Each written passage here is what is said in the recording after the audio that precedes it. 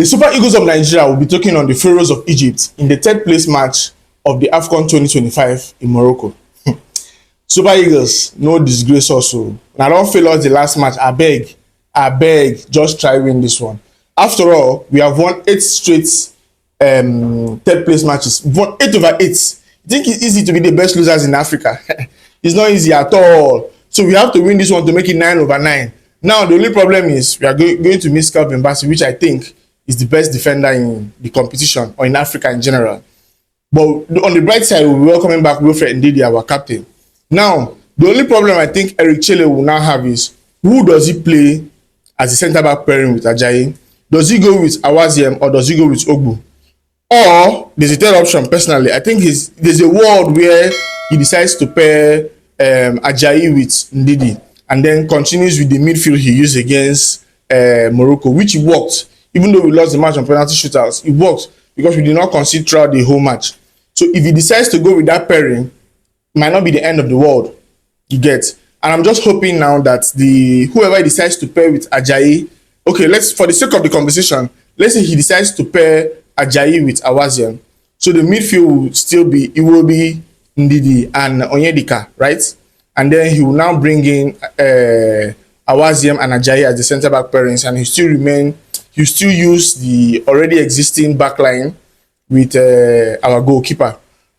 Now, our goalkeeper, I think he was the man of the match against Morocco. He did a very, surprisingly, I'm not his biggest fan, I'm not going to lie, but he put in a very good performance, and I'm hoping more of the same will come out. And if he does, Nigeria has won it. We will now basically be the best losers. Should we be happy being the best losers? Of course not. I'm not happy being a loser.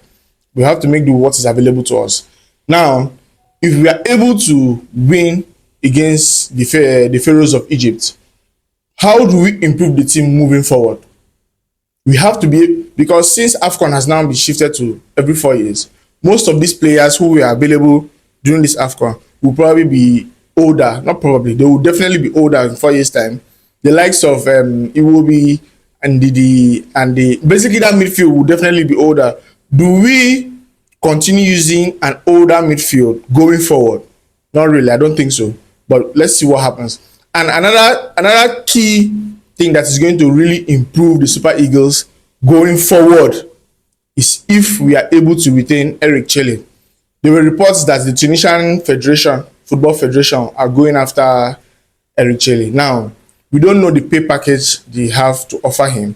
Will he want to remain in Nigeria and work with the Nigerian Super Eagles, or will he move to Tunisia? Let's wait and see. I hope he stays, because if he stays, he has built a team where would possibly be able to compete in the future. Now, will he be able to stay till in 4 years' time where the next AFCON will take place?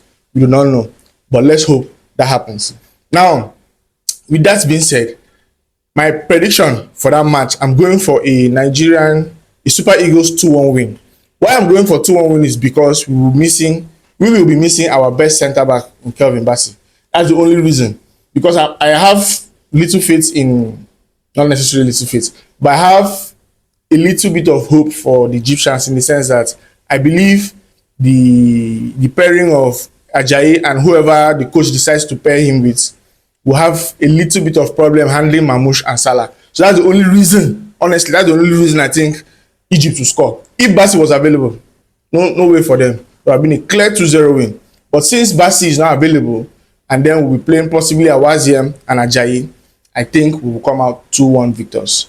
And we'll finally have something to celebrate in the AFCON 2025.